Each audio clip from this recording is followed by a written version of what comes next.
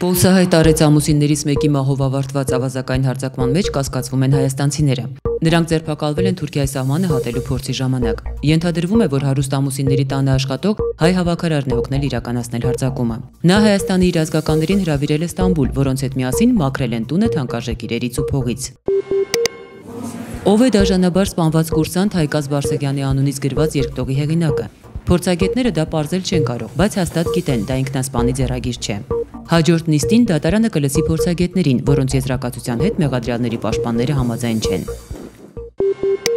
Ինքնասպանության փորձից հետո 29-ամյա Սուրեն Առաքելյանի վիճակը ծայրահեղ ծանր է։ Քունքի հատվածում կրակելուց առաջ երևանցի երիտասարդը երկտող է թողել։ Հորը խնդրել է հոգ տանել իր երեխային, կնոջն էլ մխիթարել՝ դու ուժեղ ես, կդիմանաս։ Քննությունը կպարզի, ինչը կամ ով է նրան այդպիսի քայլի դրդել։ Հոսպիտալացվել է Արմեն Ջիգարխանյանը, 80-ամյա դերասանը սրտի լուրջ խնդիրներ ունի։ Բժիշկները նրա վիճակը գնահատում են միջին ծանրության։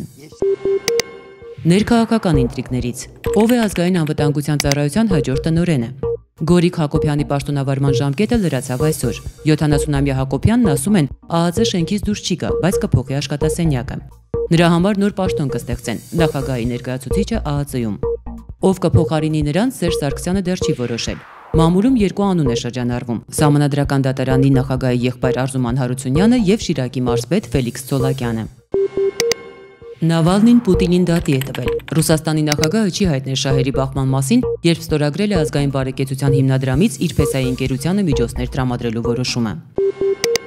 Ռուսաստանին սնանկություն է սպառնում 2017 թվականին, կարծում է Ջորջ Սորոսը։ Հենց այդ ժամանակ է լրանում Ռուսաստանի արտաքին պարտքերի մեծ մասը մարելու ժամկետը։ Իշխանությունը պահելու համար Պուտինին պետք է, որ Եվրամիությունը փլուզվի եւ Ռուսաստանն ազատվի պատժամիջոցներից։ Հենց դրա համար էլ նա ներքաշվել է Սիրիական պատերազմում։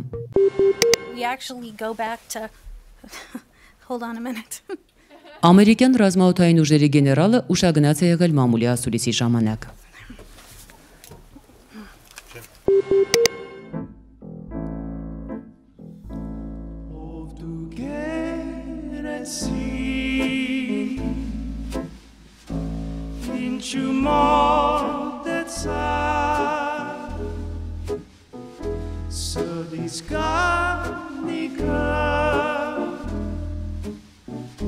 Into my time.